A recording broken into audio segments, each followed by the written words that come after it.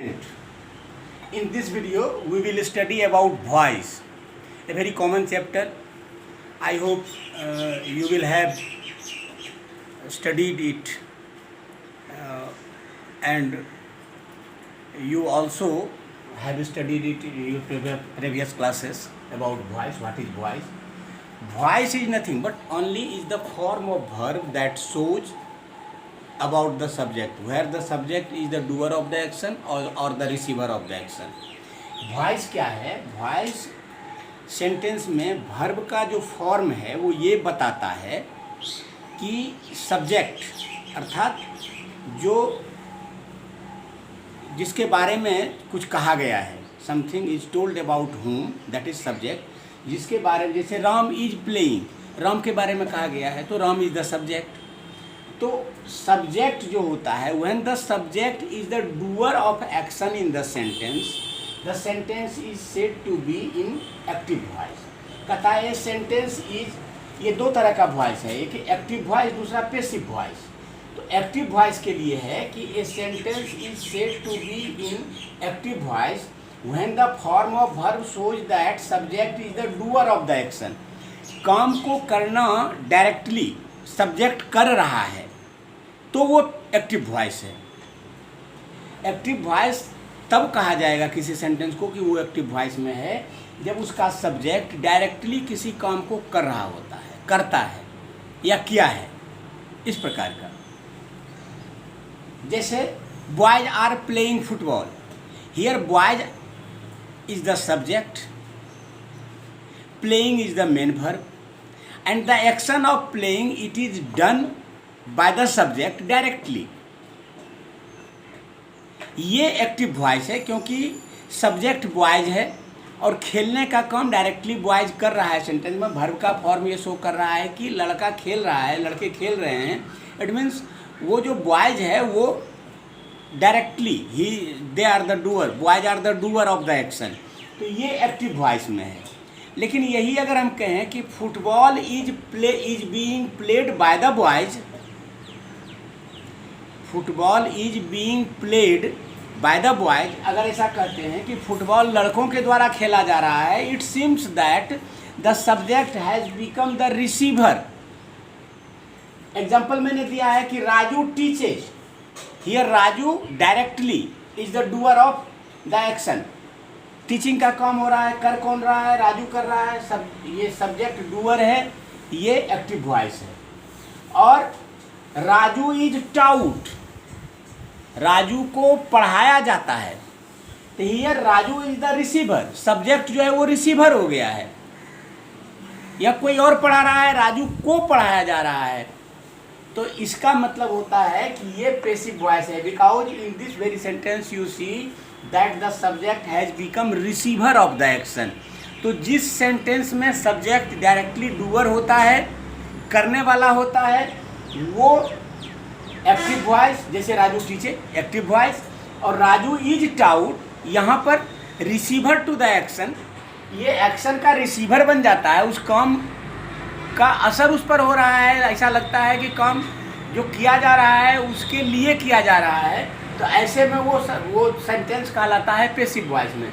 ये एक्टिव और पैसिव दो हैं और यही इसका फ़र्क है. Basic difference of both the voices you will have to know about it.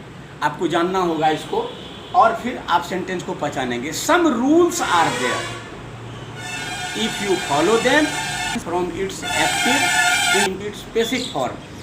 कुछ नियम हैं, सर्टेन रूल्स आर देयर, कुछ निश्चित नियम हैं. अगर उन नियमों को आप फॉलो करें तो easily you can change a sentence from active into its passive form.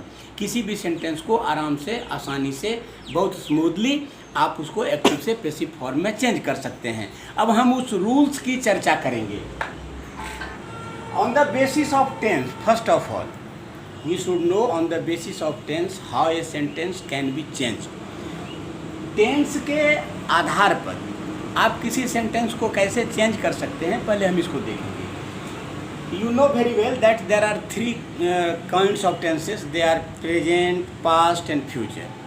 ये तीन तरह के टेंस हैं, प्रेजेंट टेंस, पास्ट टेंस और future tense. And each of them is divided into its 4 sub kinds. उसमें से प्रत्येक को 4 अलग अलग काइंड्स में बदला गया है। जैसे प्रेजेंट को ले लीजिए। First of all we should learn about present tense.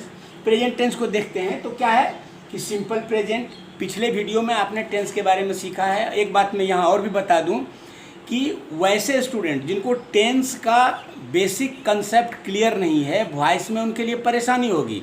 So it is quite essential for you all to learn about tense. Go through the video of tense that I had provided you earlier। आपको जो tense पर आधारित video भेजा गया है उसको एक बार फिर से आप देखिए, इसलिए कि वॉइस को समझने के लिए टेंस को बेहतर जानना बिल्कुल आवश्यक है। बिना टेंस का कंसेप्ट क्लियर किए वॉइस को सीख पाना अपने आप में बहुत कठिन होगा। इसलिए it will be better to you to understand tense you can say perfectly, and after that this very video will be beneficial to you, you will gain something from it। आप टेंस को समझ लोगे तो फिर इससे आपको उसका लाभ मिलेगा और फिर वो आसान हो जाएगा आपके लिए समझना।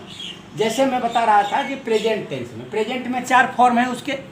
Simple present, present continuous, present perfect और प्रेजेंट परफेक्ट कंटिन्यूअस, ये 4 हैं। इसी तरह से पास्ट में भी 4 हैं। Simple past, past continuous, past perfect और पास्ट परफेक्ट कंटिन्यूअस। फिर फ्यूचर में भी वो 4 हैं। Simple future, future continuous, future perfect और फ्यूचर परफेक्ट कंटिन्यूअस। ये 4, 4, 8 और 4 12 फॉर्म, सब फॉर्म्स इसके हो गए टेंस के। इसमें से आपको चेंज जो करना है ये परफेक्ट कंटिन्यूअस फॉर्म को चेंज नहीं करना है। ऐसा कहना गलत होगा। मैं यहाँ बता दूँ, कुछ ग्रामर के बुक में ऐसा लिखा हुआ है कि sentence of perfect continuous form can not be changed. कुछ ग्रामेरियन ने ऐसा माना है कि चाहे वो प्रेजेंट परफेक्ट कंटिन्यूअस हो, पास्ट परफेक्ट कंटिन्यूअस हो या फ्यूचर परफेक्ट कंटिन्यूअस हो, ये चेंज नहीं किया जा सकता है। लेकिन मैं ऐसा नहीं मानता हूँ, और इसको एक्चुअली ग्रामेरियन ने जो बेसिक और फंडामेंटल ग्रामर्स हैं वो नहीं मानता है इस बात को। इसलिए नहीं मानता है कि if you want to change such sentences you can change. आप इसको चेंज कर सकते हैं, तो फिर इसको क्यों नहीं करना है? इसलिए नहीं करना है, there is a reason behind it that it will not be needed to you. आपको इसकी जरूरत नहीं पड़ेगी। इतने दिनों में मैं कि पिछले अपने स्टूडेंट लाइफ से लेके और अपने इस प्रोफेशन, टीचिंग प्रोफेशन में जब से आया हूँ तब से लेकर आज तक इस प्रकार के सेंटेंस का यूज मैंने कहीं नहीं देखा, आपको भी नहीं मिलेगा। Because this sentences are useless in use. वो यूज में बिल्कुल वो बेकार है, वो उसका यूज होता ही नहीं है। इसलिए ऐसा कहा जाता है कि ये नहीं हो सकता। लेकिन नहीं, अगर चाहें, मैं बता दूंगा आगे की वीडियो में कि अगर आप चाहें तो perfect continuous, present perfect continuous, past perfect continuous, future perfect continuous को भी चेंज कर सकते हैं। वो हो सकता है। Some rules are there, following them you can change a sentence of present perfect continuous, past perfect continuous और future perfect continuous into its specific form, no doubt. लेकिन उसकी ज़रूरत नहीं है। You need not, you can say need to change such a sentence, क्योंकि इसका कोई use नहीं है। आप इसको चेंज करने की आपको ज़रूरत नहीं है। तो नाउ फर्स्ट ऑफ ऑल तो देखिए कि आप ये 3 तो निकल गया, present perfect continuous, past perfect continuous और फ्यूचर परफेक्ट कंटिन्यूअस। ये 3 निकल गया, इसको चेंज करने की ज़रूरत नहीं है। तो अब आपके पास बचा 12। उस 12 में से एक फ्यूचर कंटिन्यूअस चेंज नहीं कर सकते। इसको आप चाहें भी तो किसी भी नियम के तहत इसको आप चेंज नहीं कर सकते। तो ये 3 और 1, ये 4, ये 4 आपका निकल गया। अब बचा आपके पास 8। तो आपको केवल 8 को ही चेंज करना है और 8 के बारे में ही सोचना है। अगर आपको सेंटेंस में वो उसके हेल्पिंग वर्ब को देख के, वर्ब फॉर्म्स को देख के ये समझ आ जाता है कि ये किस टेंस का सेंटेंस है, तो फिर केवल हेल्पिंग वर्ब को याद रखिएगा। वो सेंटेंस नियम सब में केवल हेल्पिंग वर्ब को याद रखिएगा तो वो सेंटेंस ऑटोमेटिकली चेंज हो जाएगा, कहीं कोई दिक्कत नहीं है। अगर उस नियम को आप प्रॉपरली फॉलो करते हैं तो सेंटेंस को चेंज करने में पैसिव फॉर्म में कोई परेशानी नहीं है और इसका यूज भी आपको इजीली समझ आ जाएगा।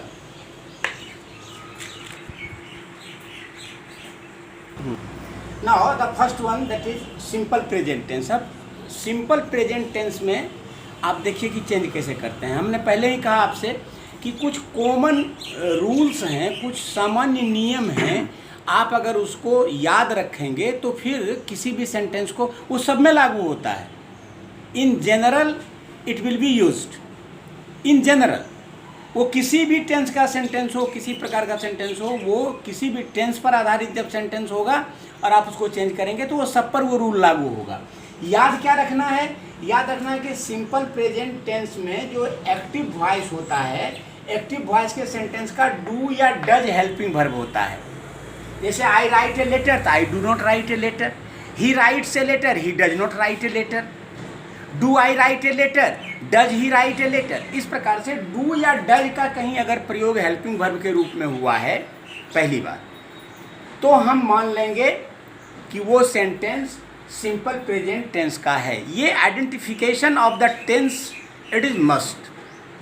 ये बहुत आवश्यक है कि सेंटेंस के टेंस को आप आइडेंटिफाई करो। उसको आइडेंटिफाई करोगे तो आसानी से हो जाएगा। अब पैसिव वॉइस में वो डू या डज का यूज होता नहीं, डू या डज की जगह पर इज एम आर का यूज होता है।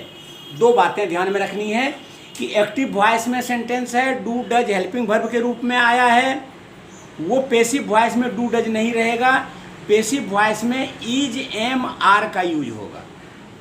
ये सिंपल प्रेजेंट टेंस के लिए। अब इसका स्ट्रक्चर क्या होता है? आपने पहले भी टेंस चैप्टर जब आपने पढ़ा तो आपने देखा इसका स्ट्रक्चर। इसका स्ट्रक्चर होता है सब्जेक्ट V1 या V5, object I subject, write V1, letter object. तो ये सब्जेक्ट V1 या जैसे ही तो राइट्स V5, तो आई राइट या ही राइट्स अ लेटर, इसमें क्या है कि सब्जेक्ट V1 या V5 according to subject verb form V1 या V5 का यूज करना है और फिर ऑब्जेक्ट को डालना है। ये एक्टिव फॉर्म हो गया आपका, ये आपका एक्टिव फॉर्म हो गया। और ये पैसिव जब बनेगा तो ये हर जगह इस नियम को आपको लागू करना है। पहला काम याद रखिए, the first and foremost thing that you have to do वो ये है कि जो ऑब्जेक्ट है, देखिए यहाँ पर ये ए लेटर ऑब्जेक्ट है, तो अ लेटर को आगे ले लीजिए, सब्जेक्ट की जगह पर ऑब्जेक्ट को, यानी एक्टिव वॉइस के सेंटेंस के ऑब्जेक्ट को पैसिव वॉइस में सब्जेक्ट बनाकर सब्जेक्ट की जगह पर रखना है। हमने यहाँ अ लेटर को सब्जेक्ट की जगह पर सब्जेक्ट बनाकर रखा है। ये दो बातें हैं, दोनों अलग अलग बातें हैं, इसको ध्यान से समझिए कि एक्टिव वॉइस के ऑब्जेक्ट को पैसिव वॉइस में सब्जेक्ट की जगह पर पहला और सब्जेक्ट बनाकर, ये दोनों बातें और दोनों ही इंपॉर्टेंट हैं। ऑब्जेक्ट को सब्जेक्ट बनाकर सब्जेक्ट की जगह पर रखा, अ लेटर। अब मैंने कहा जैसा आपसे कि पैसिव वॉइस में इस टेंस के लिए पैसिव वॉइस में इज एम या आर का यूज होता है हेल्पिंग वर्ब के लिए। बिना हेल्पिंग वर्ब के पैसिव वॉइस का निर्माण संभव नहीं है। It is quite impossible to make a sentence of passive format without using a helping verb. बिना हेल्पिंग वर्ब यूज किए आप पैसिव फॉर्मेट का निर्माण नहीं कर सकते, ये पॉसिबल ही नहीं है। तो फिर ये जो नया सब्जेक्ट बना पैसिव वॉइस का अ लेटर, इसके अनुसार according to this new subject you will have to put its helping verb. दूसरा काम, पहला काम हमने किया कि ऑब्जेक्ट को सब्जेक्ट बनाया, सब्जेक्ट की जगह पर रखा। दूसरा काम याद रखिए सीरियली उसको, दूसरा काम कि नए सब्जेक्ट के अनुसार हमने हेल्पिंग वर्ब डाला, इज डाला। यहाँ आई होता तो एम डालते, कोई प्लूरल नंबर होता तो आर डालते, ए लेटर है सिंगुलर नंबर है तो इज डाला, अ लेटर इज। ये दो काम हो गया। तीसरा काम है कि मेन वर्ब का V3 ही यूज होता है पैसिव फॉर्म में। Always V3 should be used in its passive format. Passive format जब भी बनाते हैं तो मेन वर्ब का थर्ड फॉर्म, पहला काम सब्जेक्ट को ऑब्जेक्ट बनाया, दूसरा काम उस नए सब्जेक्ट के अनुसार हेल्पिंग वर्ब दिया, तीसरा काम V3 दिया। बाय लगाकर आवश्यकता है तो वो फिर आगे के वीडियो में हम लोग देखेंगे कि कहाँ बाय लगाना है, कहाँ बाय नहीं लगाना है, वो तो बाद की बात है। बाय लगाकर और फिर सब्जेक्ट को ऑब्जेक्ट बनाकर यहाँ पर डाला। आई का ऑब्जेक्टिव केस मी है, आई को मी बनाकर यहाँ पर डाला। ये 4 काम अगर आप याद रखेंगे तो कोई भी सेंटेंस आसानी से चेंज हो जाएगा। आई राइट अ लेटर, तो अ लेटर उसके हिसाब से helping verb is, V3 written, और बाय लगाकर सब्जेक्ट को ऑब्जेक्ट बनाया मी। ये किसी भी सेंटेंस में। Boys play football, football is played by boys. Rahul reads a book is read by Rahul. इस प्रकार से एक ही नियम के तहत आप देखेंगे ये 4 काम, पहला ऑब्जेक्ट को सब्जेक्ट, फिर दूसरे नए सब्जेक्ट के अनुसार helping verb is am are में से कोई, और फिर V3, और फिर बाय लगा के सब्जेक्ट को ऑब्जेक्ट बना दिया। इतना काम आपने कर दिया, ये पेसिव फॉर्म में आ गया। इस प्रकार से आप बहुत सारे एग्जाम्पल्स ले सकते हैं। आई राइट ए लेटर की जगह ही राइट से लेटर बनाइए तो क्या हो जाएगा, a letter is written by him हो जाएगा। राम राइट से letter, a letter is written by Ram हो जाएगा। इस प्रकार से इसको आप चेंज कर सकते हैं। 5 sentences are given on the board for your practice, just practice them. इसको तुम प्रैक्टिस करो। ये 5 सेंटेंस दिया हुआ है और फिर इसको सेंड करो प्रैक्टिस करके। और मुझे लगता है कि इसके बाद के वीडियो में फिर हम लोग इसके कंटिन्यूअस और इसके भी निगेटिव और इंट्रोगेटिव फॉर्म पर भी हम लोग चर्चा करेंगे, वो एक बार अलग से कर लेंगे, उसमें कोई दिक्कत नहीं। अगर ये फॉर्म आपको समझ में आ जाएगा तो निगेटिव और इंट्रोगेटिव फॉर्म आपको समझना बिल्कुल आसान होगा, वो बिल्कुल क्लियर हो जाएगा आपके लिए। Thank you.